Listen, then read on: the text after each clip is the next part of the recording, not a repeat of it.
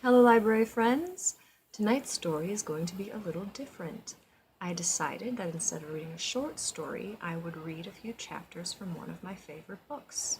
I wonder if you can guess what it's going to be. We are going to be reading a few chapters of The Wizard of Oz by L. Frank Baum. So here we go. Chapter 1. The Cyclone. Dorothy lived in the midst of the great Kansas prairies with Uncle Henry, who was a farmer, and Aunt Em, who was the farmer's wife. Their house was small, for the lumber to build it had to be carried by wagon for many miles. There were 4 walls, a floor, and a roof, which made one room, and this room contained a rusty-looking cooking stove, a cupboard for the dishes, a table, 3 or 4 chairs, and the beds. Uncle Henry and Aunt Em had a big bed in one corner, and Dorothy had a little bed in another corner. There was no garret at all, and no cellar, except a small hole dug in the ground called a cyclone cellar, where the family would go, in case one of those great whirlwinds arose, mighty enough to crush any building in its path. It was reached by a trap door in the middle of the floor, from which a ladder led down into the small, dark hole. When Dorothy stood in the doorway and looked around, she could see nothing but the great gray prairie on every side. Not a tree nor a house broke the broad sweep of flat country that reached to the edge of the sky in all directions. The sun had baked the plowed land into a gray mass, with little cracks running through it. Even the grass was not green, for the sun had burned the tops of the long blades until they were this same gray color to be seen everywhere. Once the house had been painted, but the sun blistered the paint, and the rains washed it away, and now the house was as dull and gray as everything else. When Aunt Em came there to live, she was a young, pretty wife. The sun and wind had changed her, too. They had taken the sparkle from her eyes and left them a sober gray. They had taken the red from her cheeks and lips, and they were gray also. She was thin and gaunt, and never smiled now. When Dorothy, who was an orphan, first came to her, Aunt Em had been so startled by the child's laughter that she would scream and press her hand upon her heart whenever Dorothy's merry voice reached her ears. And she still looked at the little girl with wonder that she could find anything to laugh at. Uncle Henry never laughed. He worked hard from morning till night and did not know what joy was. He was gray also, from his long beard to his rough boots, and he looked stern and solemn and rarely spoke. It was Toto that made Dorothy laugh and saved her from growing as gray as her surroundings. Toto was not gray. He was a little black dog with long silky hair and small black eyes that twinkled merrily on either side of his funny wee nose. Toto played all day long, and Dorothy played with him and loved him dearly. Today, however, they were not playing. Uncle Henry sat upon the doorstep and looked anxiously at the sky, which was even grayer than usual. Dorothy stood in the door with Toto in her arms and looked at the sky too. Aunt Em was washing the dishes. From the far north they heard a low wail of the wind, and Uncle Henry and Dorothy could see where the long grass bowed in waves before the coming storm. There now came a sharp whistling in the air from the south, and as they turned their eyes that way, they saw ripples in the grass coming from that direction also. Suddenly, Uncle Henry stood up. "There's a cyclone comin', Em," he called to his wife. "I'll go look after the stock." Then he ran towards the sheds where the cows and horses were kept. Aunt Em dropped her work and came to the door. One glance told her of the danger close at hand. "Quick, Dorothy!" she screamed. "Run for the cellar!" Toto jumped out of Dorothy's arms and hid under the bed, and the girl started to get him. Aunt Em, badly frightened, threw open the trap door in the floor and climbed down the ladder into the small dark hole. Dorothy caught Toto at last and started to follow her aunt. When she was halfway across the room, there came a great shriek from the wind, and the house shook so hard that she lost her footing and sat down suddenly upon the floor. A strange thing then happened. The house whirled around 2 or 3 times and rose slowly through the air. Dorothy felt as if she were going up in a balloon. The north and south winds met where the house stood, and made it the exact center of the cyclone. In the middle of a cyclone the air is generally still, but the great pressure of the wind on every side of it had raised the house higher and higher until it was at the very top of the cyclone, and there it remained and was carried miles and miles away as easily as you could carry a feather. It was very dark, and the wind howled horribly around her, but Dorothy found she was riding quite easily. After the first few whirls around, and one other time when the house tipped badly, she felt as if she were being rocked gently, like a baby in a cradle. Toto did not like it. He ran around the room, now here, now there, barking loudly, but Dorothy sat quite still on the floor and waited to see what would happen. Once Toto got too near the open trapdoor and fell in, and at first the girl thought she had lost him, but soon she saw one of his ears sticking up through the hole, for the strong pressure of the air was keeping him up so that he could not fall. She crept to the hole, caught Toto by the ear, and dragged him into the room again, afterwards closing the trapdoor so that no more accidents could happen. Hour after hour passed away, and slowly Dorothy got over her fright, but she felt quite lonely, and the wind shrieked so loudly all around her that she nearly became deaf. At first she had wondered if she would be dashed to pieces when the house fell again, but as the hours passed and nothing terrible happened, she stopped worrying and resolved to wait calmly and see what the future would bring. At last she crawled over the swaying floor to her bed and lay down upon it, and Toto followed and lay down beside her. In spite of the swaying of the house and the wailing of the wind, Dorothy soon closed her eyes and fell fast asleep. Chapter 2. The Council with the Munchkins. She was awakened by a shock, so sudden and severe that if Dorothy had not been lying on the soft bed, she might have been hurt. As it was, the jar made her catch her breath and wonder what had happened, and Toto put his cold little nose into her face and whined dismally. Dorothy sat up and noticed that the house was not moving, nor was it dark, for the bright sunshine came in at the window, flooding the little room. She sprang from her bed and, with Toto at her heels, ran and opened the door. The little girl gave a cry of amazement and looked about her, her eyes growing bigger and bigger at the wonderful sights she saw. The cyclone had set the house down, very gently for a cyclone, in the midst of a country of marvelous beauty. There were lovely patches of greensward all about, with stately trees bearing rich and luscious fruits. Banks of gorgeous flowers were on every hand, and birds with rare and brilliant plumage sang and fluttered in the trees and bushes. A little way off was a small brook, rushing and sparkling along between green banks, and murmuring in a voice very grateful to a little girl who had lived so long on the dry, gray prairies. While she stood looking eagerly at the strange and beautiful sights, she noticed coming toward her a group of the queerest people she had ever seen. They were not as big as the grown folk she had always been used to, but neither were they very small. In fact, they seemed about as tall as Dorothy, who was a well-grown child for her age, although they were, so far as looks go, many years older. 3 were men and 1 a woman, and all were oddly dressed. They wore round hats that rose to a small point above their heads, with little bells around the brim that tinkled sweetly as they moved. The hats of the men were blue, the little woman's hat was white, and she wore a white gown that hung in pleats from her shoulders. Over it were sprinkled little stars that glistened in the sun like diamonds. The men were dressed in blue, of the same shade as their hats, and wore well-polished boots with a deep roll of blue at the tops. The men, Dorothy thought, were about as old as Uncle Henry, for 2 of them had beards. But the little woman was doubtless much older. Her face was covered with wrinkles, her hair was nearly white, and she walked rather stiffly.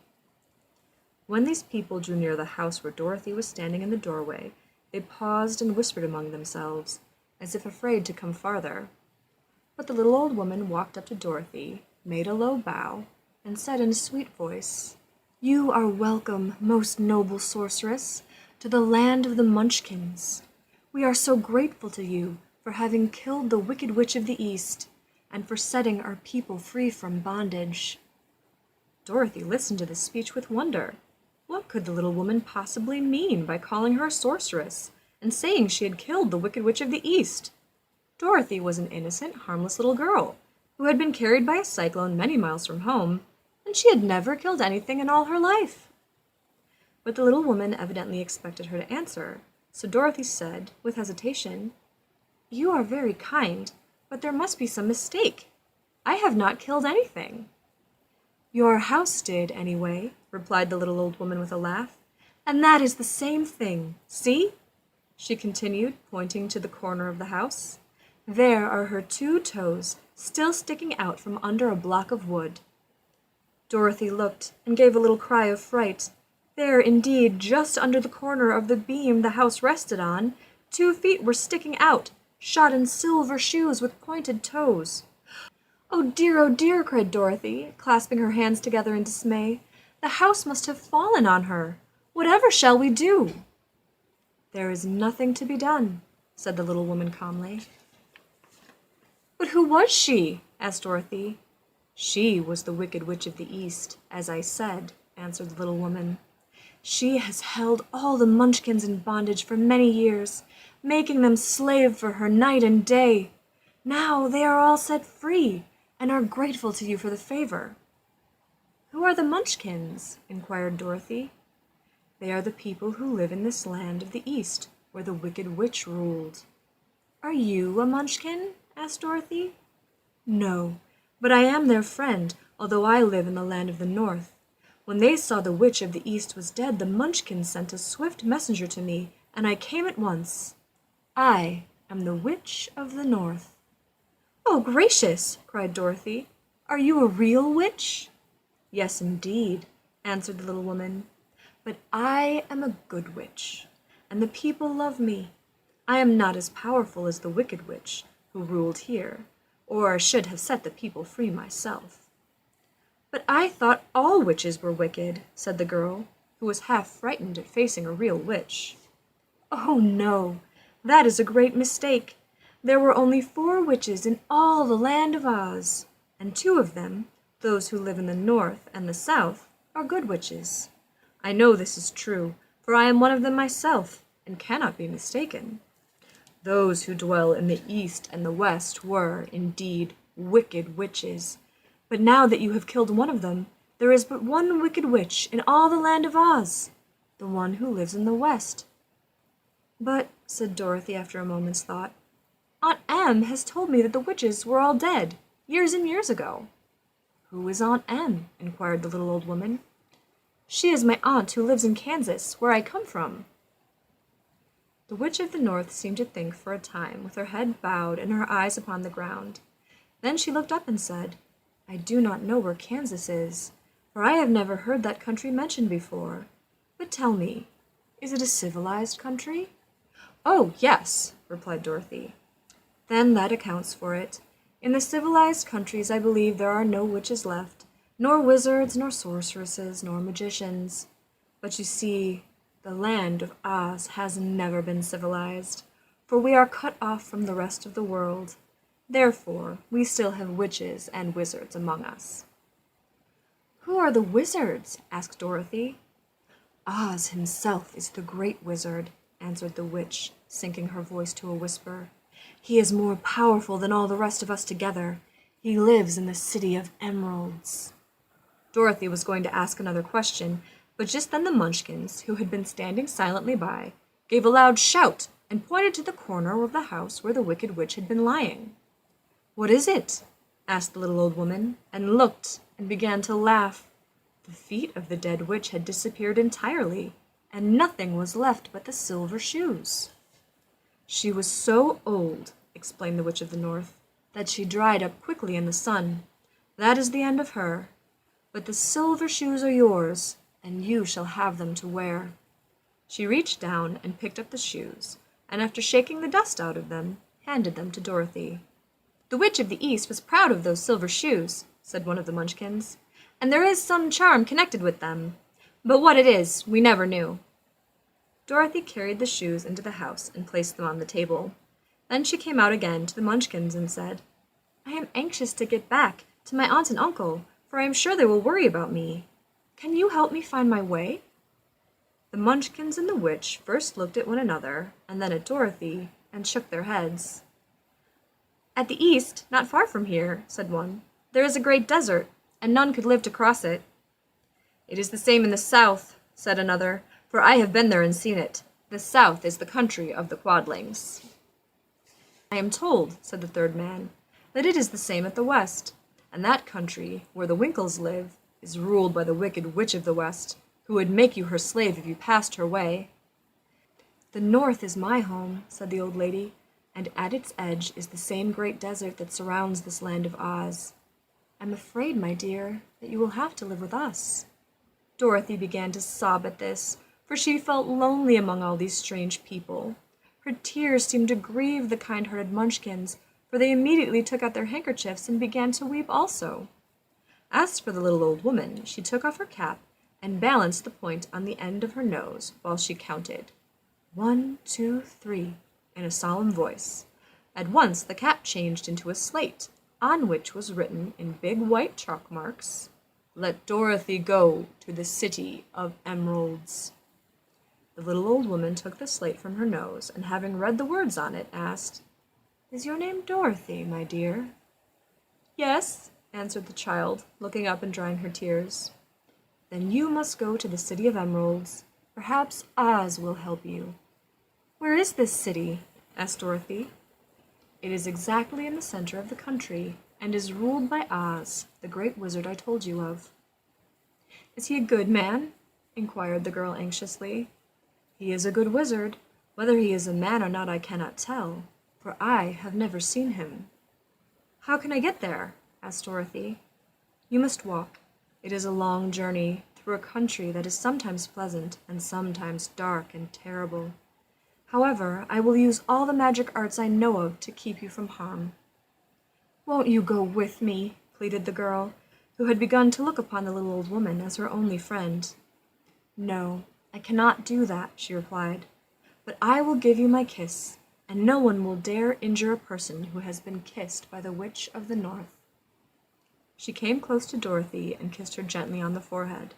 Where her lips touched the girl they left a round, shining mark, as Dorothy found out soon after. "The road to the City of Emeralds is paved with yellow brick," said the witch, "so you cannot miss it. When you get to Oz, do not be afraid of him, but tell your story and ask him to help you.